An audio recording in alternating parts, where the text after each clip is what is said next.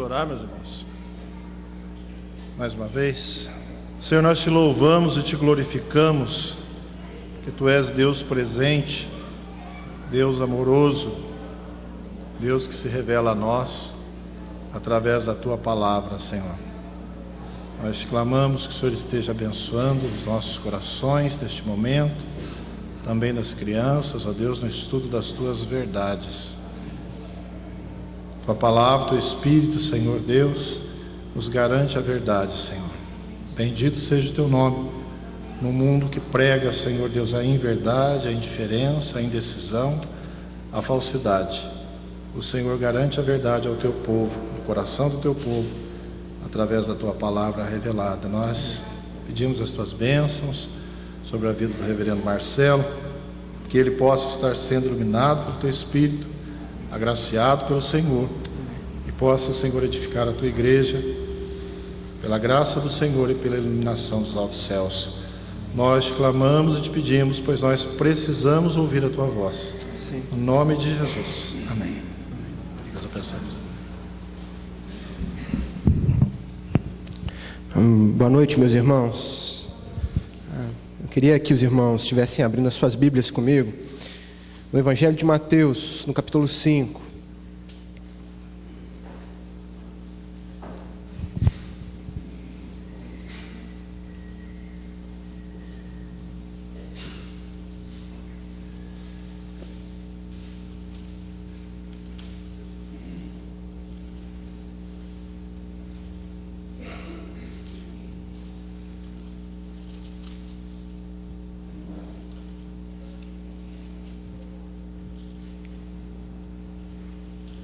Evangelho de Mateus, capítulo 5, versículo 4. Nós vamos ler apenas o versículo 4. Então, Mateus 5, versículo 4. Diz assim a palavra de Deus: Bem-aventurados os que choram, porque serão consolados. De novo. Bem-aventurados os que choram, porque serão consolados. Declaração impressionante de Jesus Cristo. Nós, em outras ocasiões, já tivemos a oportunidade de trazer para os irmãos uma exposição a respeito de algumas das bem-aventuranças. E como nós vimos em outras bem-aventuranças, nós sabemos que cada uma das bem-aventuranças apresenta para nós, cristãos, uma característica mencionada por Jesus Cristo do cristão, do próprio cristão.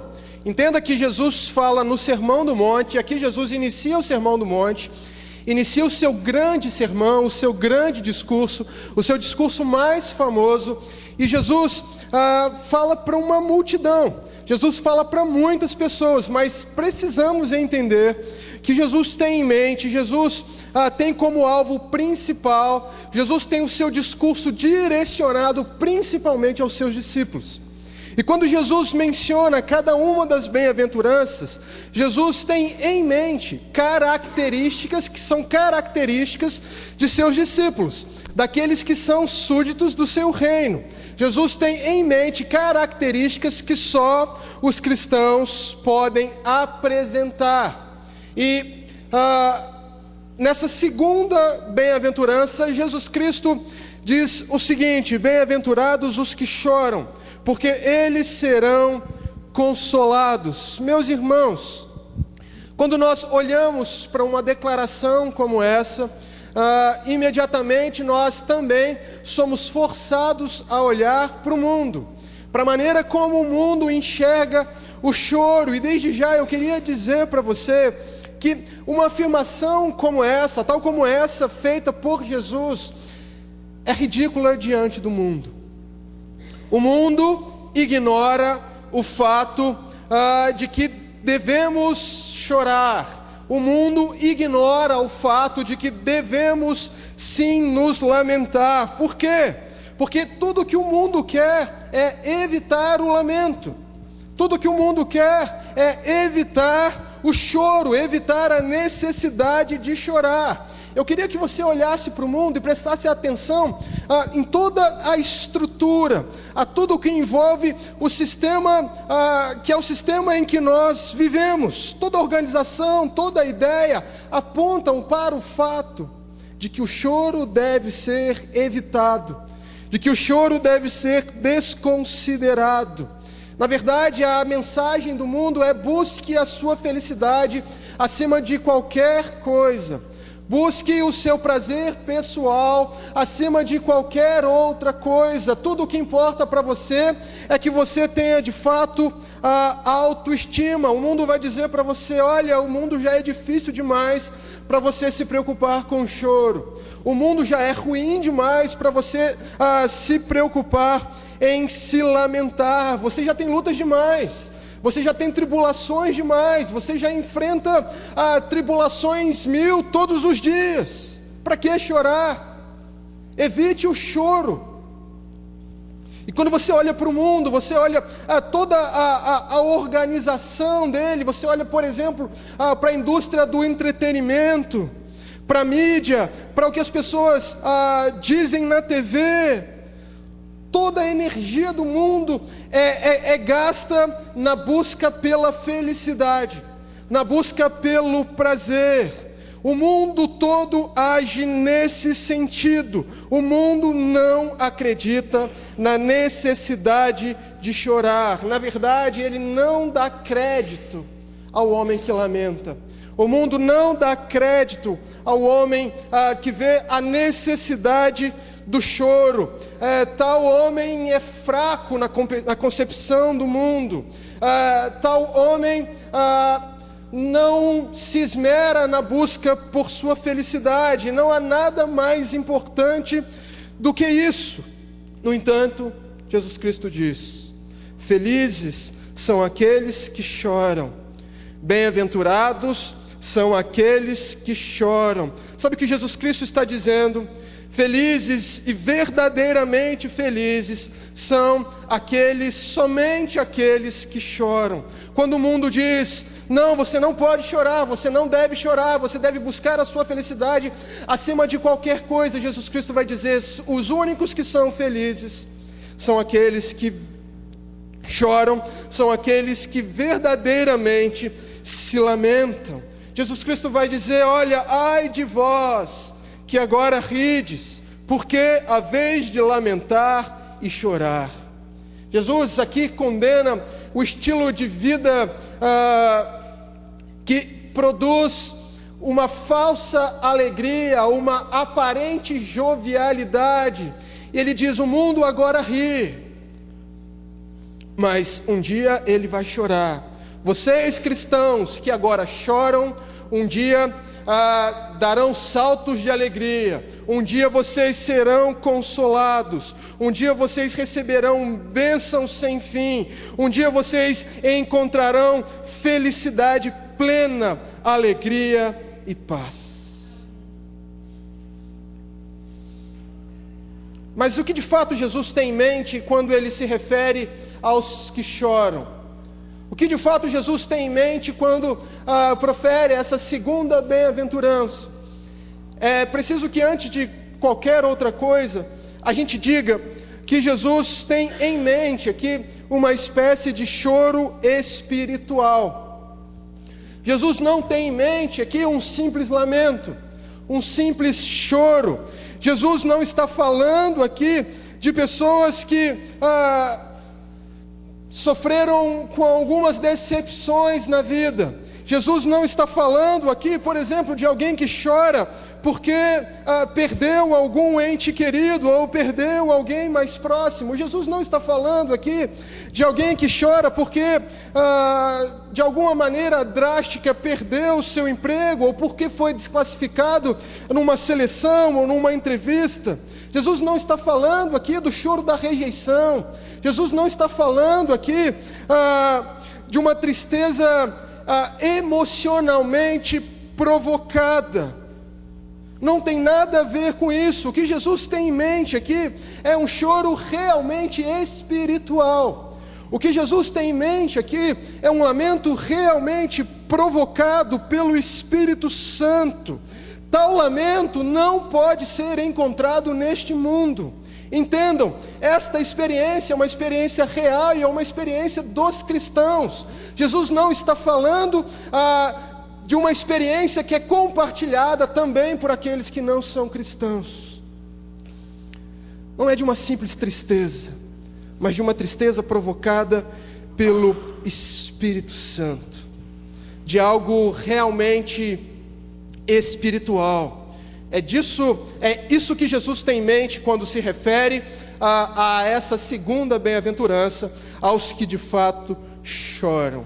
Agora eu queria que você entendesse comigo nessa noite, que a descrição do crente como alguém que chora não está em voga nos nossos dias. A descrição do crente como alguém que se lamenta não é comum, não é cultivada, não é incentivada nos nossos dias. Isso não é pregado nos nossos dias, nas igrejas evangélicas do nosso país. Mas precisamos entender que se não choramos, se a igreja evangélica brasileira não chora porque não encontra motivos para isso. Não chora porque não olha com honestidade para si. Entenda, quando você olha para a igreja brasileira, quando você olha para a igreja dos nossos dias, que visão você tem da nossa igreja?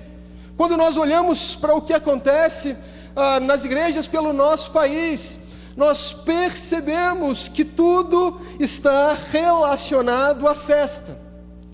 Tudo está relacionado à grande celebração. Sabe o que isso quer dizer? Que a igreja olha para si mesmo com um olhar míope. E quando ela olha para si mesma, ela tem a falsa noção de que está tudo bem. Ela tem a falsa sensação de que está tudo bem. As pessoas dizem, o Brasil está em avivamento.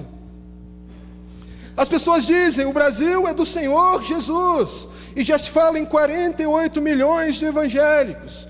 As pessoas dizem, nós somos a maior nação evangélica do planeta. Meus irmãos, a igreja de Laodiceia achava que era rica, mas era pobre. E a igreja brasileira? Temos condições de ganhar o mundo ou o Brasil para Cristo? Nos parecemos com Cristo para que as pessoas sejam atraídas? Qual o motivo de tanta celebração? Qual o motivo de tanta alegria? Temos pregado um evangelho no nosso Brasil ou temos vendido um produto? São milhares de camisetas, CDs, DVDs, televangelistas e entretenimento gospel. A igreja brasileira definitivamente não é uma igreja que se lamenta. E não se lamenta porque não vê em si mesmo motivo para isso.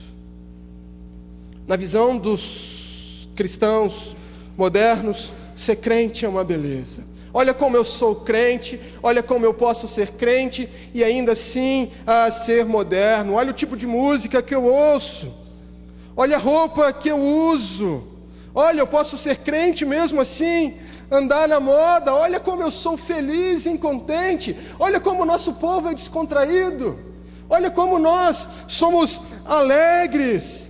E o maior exemplo disso, eu quero que os irmãos entendam, é a Marcha para Jesus, que é muito mais um evento político do que uma manifestação em prol, em favor do Evangelho. Quando as pessoas marcham como se estivessem conquistando território, vendendo seus produtos, vendendo o Evangelho como se ele fosse um produto. A igreja brasileira não se parece com uma igreja que chora, não se parece com uma igreja que reconhece seus pecados, que tem convicção de pecado. Não sei se você já entrou numa livraria evangélica. Provavelmente sim.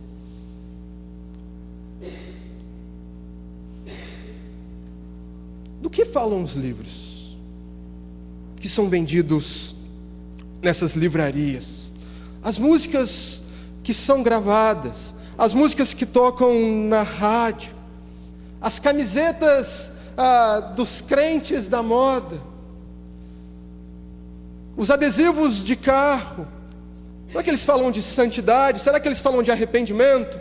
Será que eles falam de algum tipo de lamento? As pessoas usam dizeres nas camisas, e nós vemos camisas assim: olha, o melhor de Deus ainda está por vir. E é preciso que se entenda que antes que o melhor de Deus venha, muita coisa ainda vai piorar. As pessoas usam camisas com frases do tipo: crente que não faz barulho está com defeito. As pessoas usam camisas do tipo: Deus de promessas, Deus de milagres, ou eu tenho a marca da promessa.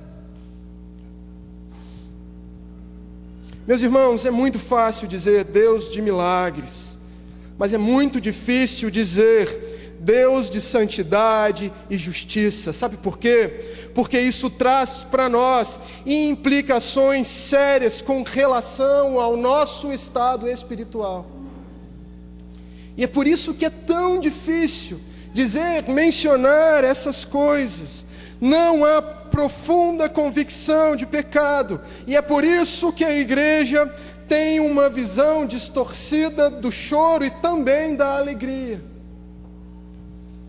Agora é preciso que se entenda também que, se a igreja não se entristece com os seus pecados, também não pode apresentar uma alegria verdadeira. Porque bem-aventurados aqueles que choram, felizes, contentes, bem-aventurados os que choram.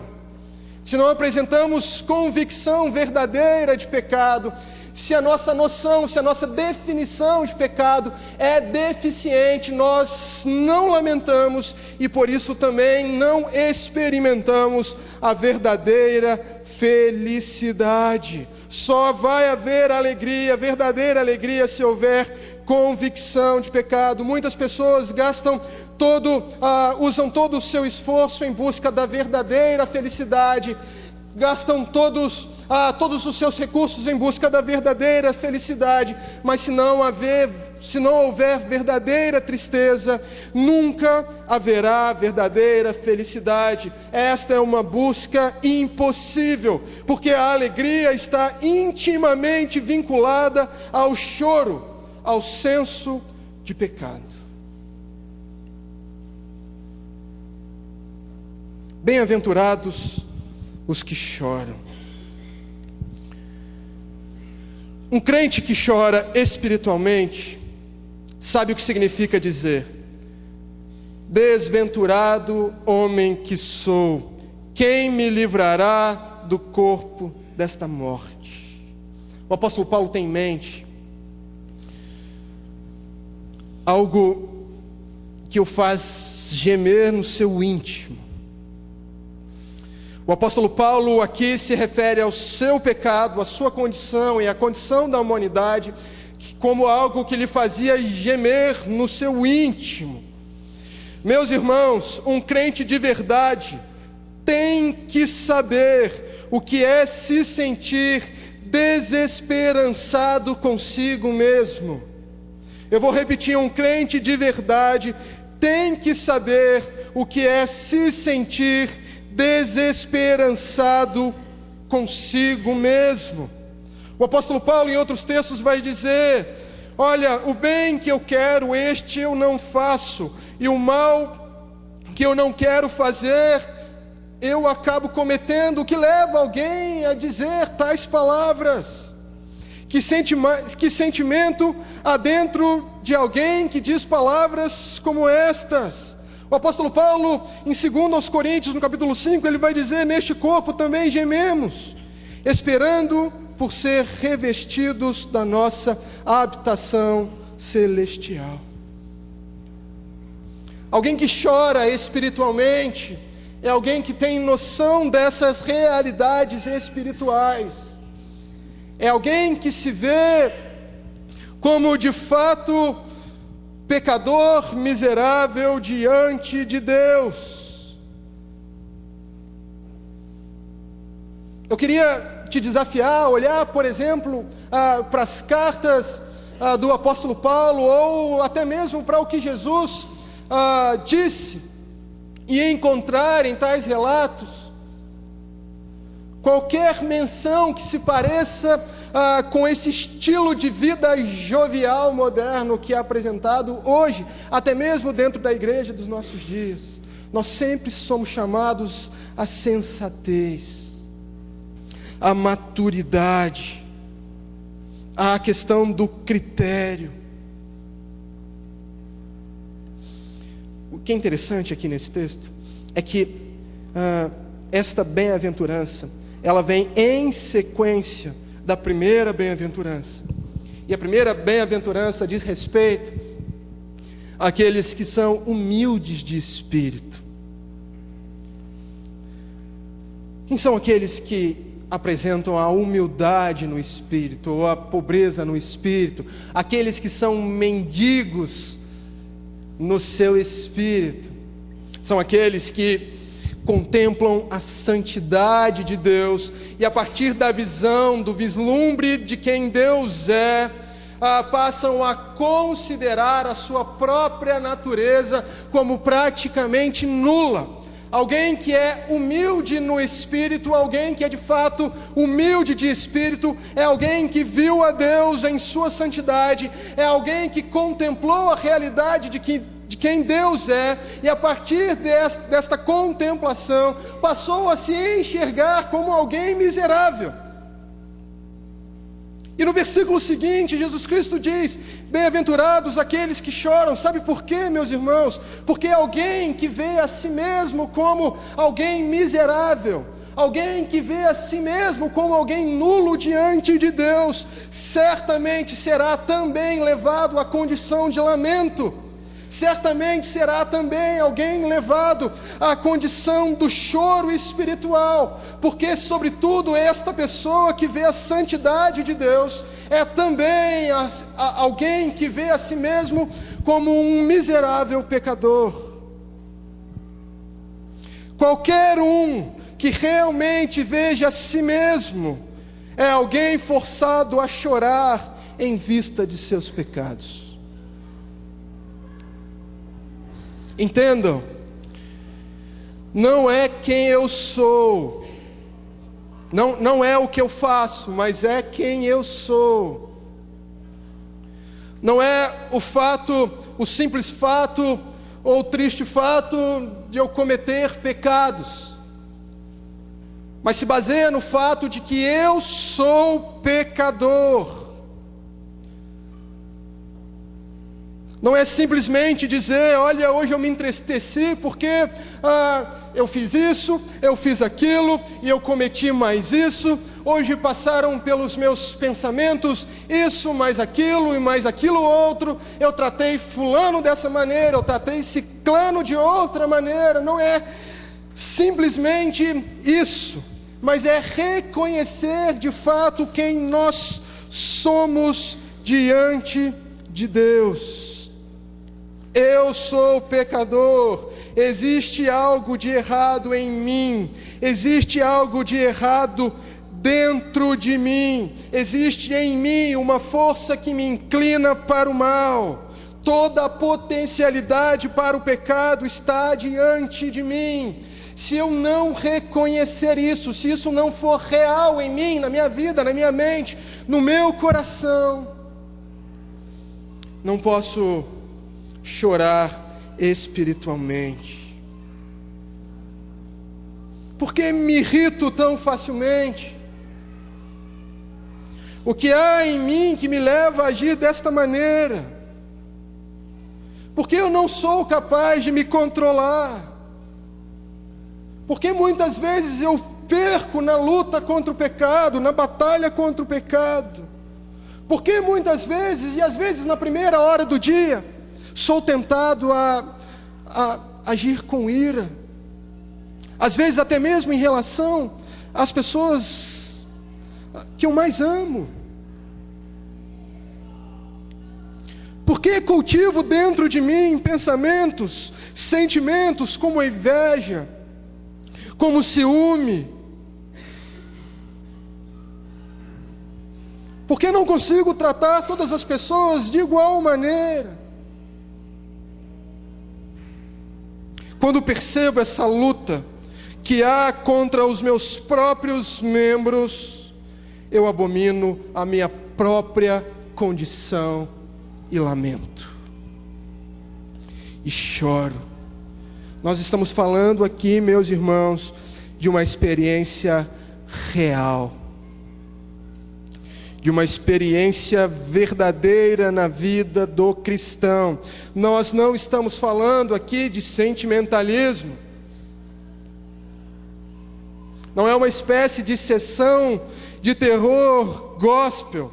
Não é uma espécie de esforço mental, mas de uma experiência real. Se considero esse lamento, esse choro, como um sentimento mórbido, que em nada é essencial para a minha vida com Deus, para a minha espiritualidade, simplesmente não posso me encontrar entre os bem-aventurados mencionados por Jesus Cristo. Esta é uma experiência daqueles que estão em Cristo.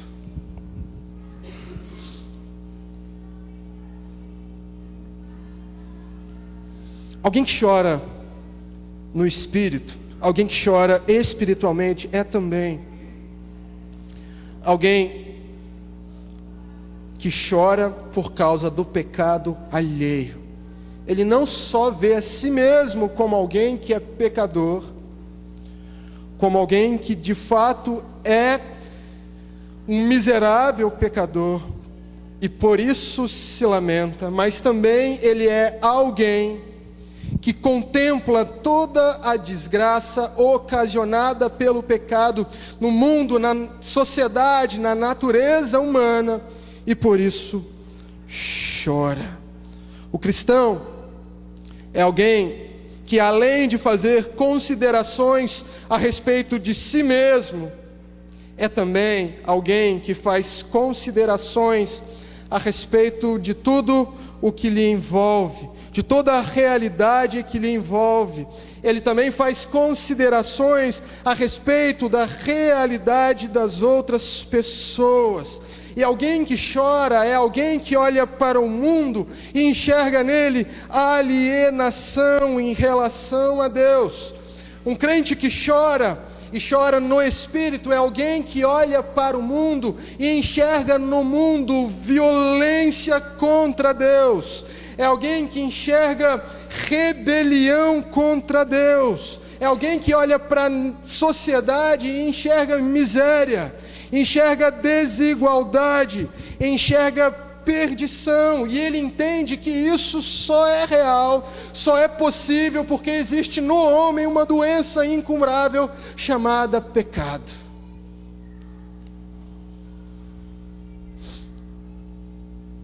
Quando vejo o meu semelhante pecando, matando, sofrendo por causa dos outros, quando leio sobre guerras e rumores de guerras, entendo que toda esta desordem acontece por causa do pecado. E isto, meus irmãos, tem que produzir em nós um profundo sentimento de tristeza. Martin Lloyd-Jones vai dizer que nós, cristãos, precisamos chorar por não termos lágrimas. Porque muitas vezes o que falta em nós é um senso verdadeiro de que somos pecadores e de que o pecado também é a realidade de tudo o que nos envolve. Olhe, por exemplo, para o que Jesus chorou, pelos motivos pelos quais Jesus chorou. Algumas vezes na palavra de Deus nós percebemos alguns relatos em que Jesus é descrito para nós como alguém que chorou. E quando nós olhamos de fato para estes relatos, nós percebemos, por exemplo, que Jesus chorou quando, chegando ao lugar onde Lázaro havia morrido, Jesus, diante de toda aquela situação, de toda aquela tragédia, quando a Bíblia menciona isso, a Bíblia menciona também que Jesus chorou, que Jesus se agitou no seu espírito. Agora, muitas pessoas vão dizer que Jesus de fato chorou porque ele era amigo de Lázaro. Meus irmãos, Jesus sabia que no último dia ele ressuscitaria Lázaro. Mas quando Jesus viu toda aquela situação, toda aquela tragédia, toda aquela desgraça ocasionada pelo pecado, ele chorou. Foi por causa disso que Jesus chorou. Ele olhou para aquela situação e ele percebeu que o pecado havia mudado a trajetória da história da humanidade. E ele se abateu em seu espírito. Um outro episódio interessante também, em que Jesus é descrito para nós como alguém que chora, é o episódio em que Jesus chega diante de Jerusalém e chora. E chora por quê? Porque ele se lembra de que Jerusalém havia matado todos os profetas.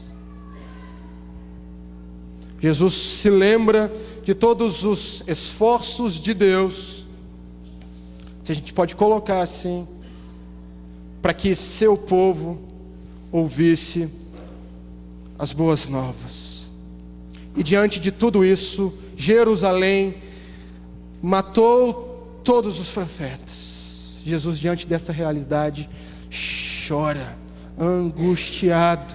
Jesus percebeu mais uma vez a realidade humana transtornada pela realidade do pecado. E nós, meus irmãos, somos pessoas que recebemos a natureza de Cristo.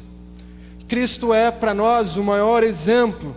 E mais do que isso, a Bíblia nos ensina que quando nos convertemos, nós nos unimos a Ele em sua morte e ressurreição, de maneira que a vida que vivemos hoje, vivemos pela fé no Filho de Deus. O apóstolo Paulo nos instrui desta maneira para nos ensinar que hoje Cristo vive em nós. Nós de fato recebemos uma nova natureza. Nós de fato recebemos uma nova mente, um novo coração, uma nova disposição, uma nova missão. E se isso é real em nós, também tem que haver em nós, também tem que ser real em nós o choro que houve em Jesus Cristo. Portanto, o crente, quando percebe o pecado alheio, quando percebe toda a desgraça que envolve o mundo, ele é também alguém que chora, porque ele entende, porque ele percebe que Deus está sendo ofendido, porque ele percebe, porque ele entende que o mundo se levanta em rebeldia contra Deus, porque ele percebe que o pecado, se pudesse ferir a Deus, o feriria no seu coração. E é por isso que ele chora. Meus irmãos, definitivamente esta não é a mentalidade do mundo. Definitivamente esta não é a perspectiva humana. O mundo hoje ri. O mundo hoje celebra, se alegra.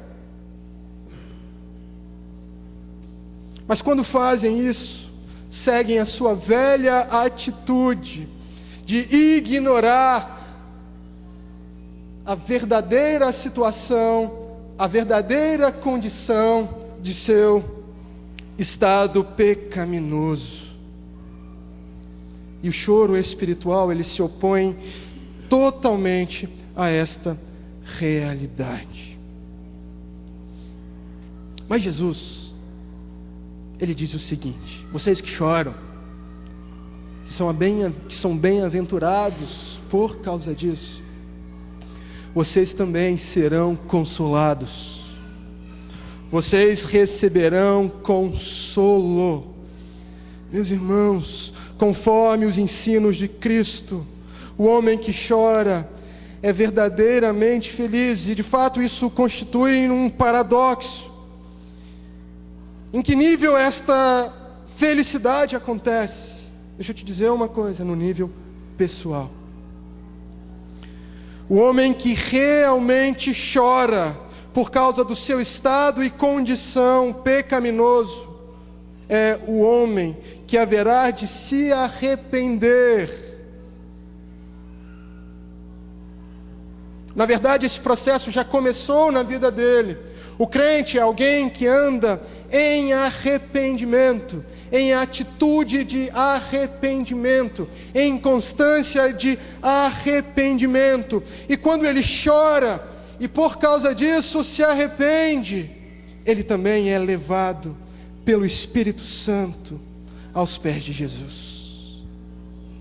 E é por isso que ele será consolado. Entenda, alguém que chora porque vê a si mesmo como pecador, como alguém que fere a santidade de Deus e por causa disso se arrepende, é consolado no sentido de que por causa disso também é levado à cruz, é levado a Jesus Cristo. E quando eu me arrependo e quando eu vejo a mim mesmo vejo a mim mesmo como pecador, quando eu olho para a minha natureza horrível, eu percebo também a suficiência do meu Salvador, eu percebo também a suficiência da gloriosa obra realizada na cruz do Calvário, e é nesse sentido que nós podemos dizer que já hoje, no presente momento, somos consolados.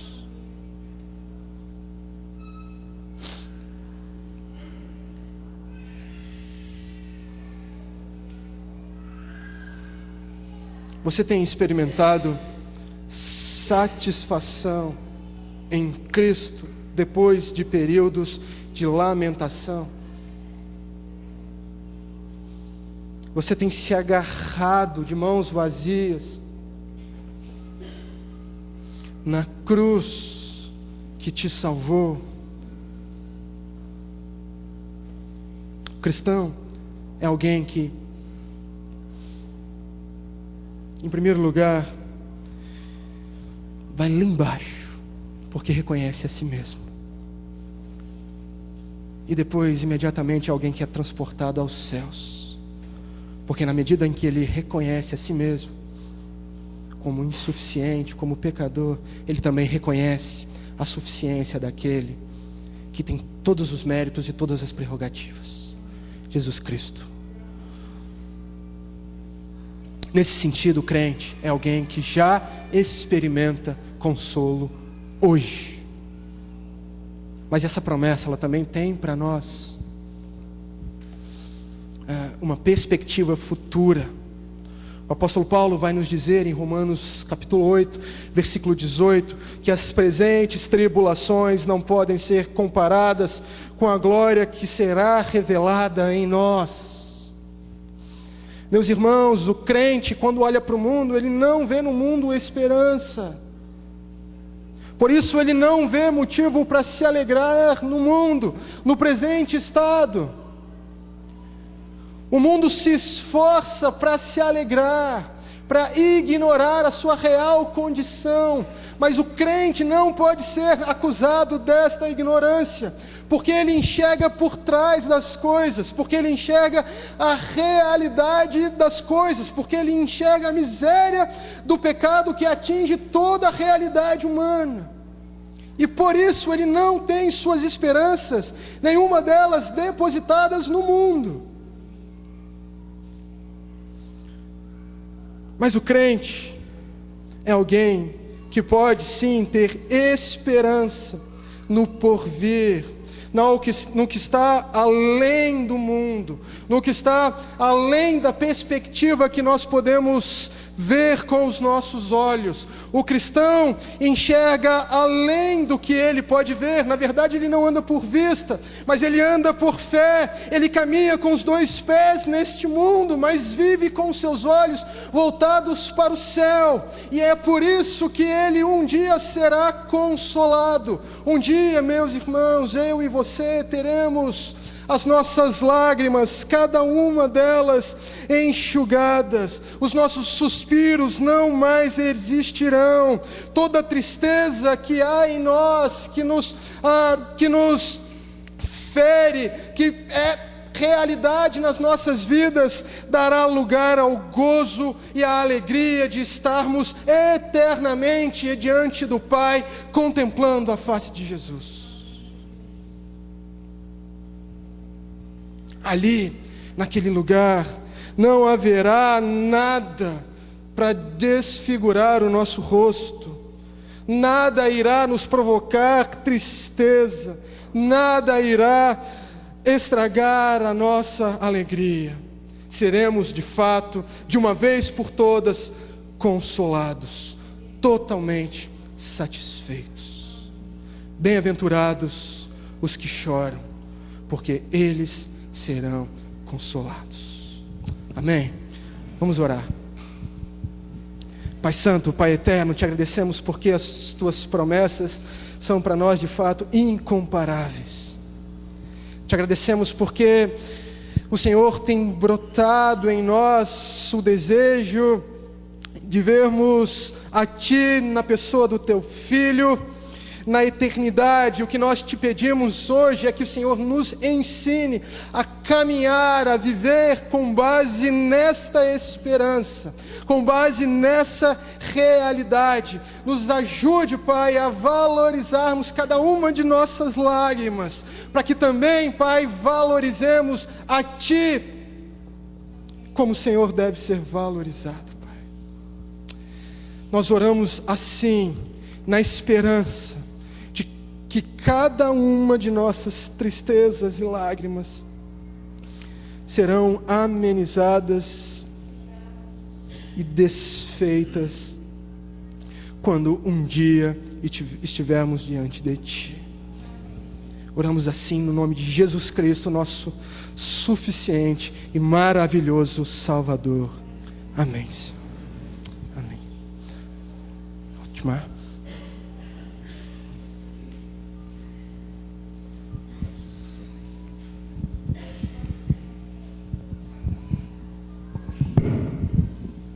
Convido o reverendo Jader a fazer a oração final, impetrar a bênção. Coloquemos em pé, meus irmãos, para o encerramento dos nossos trabalhos.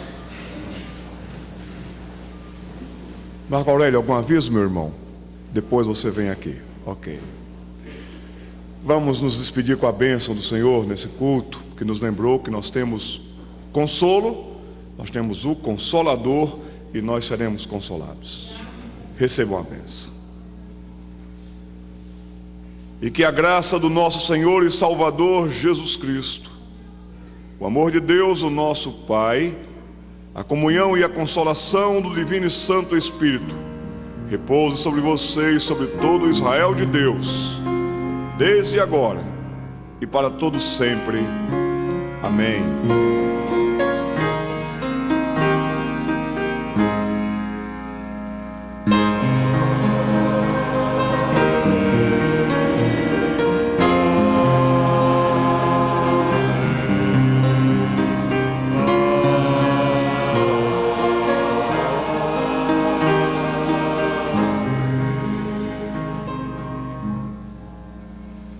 Os irmãos se assentem só para os avisos finais. Presbítero Marco, presbítero Clenilson também tem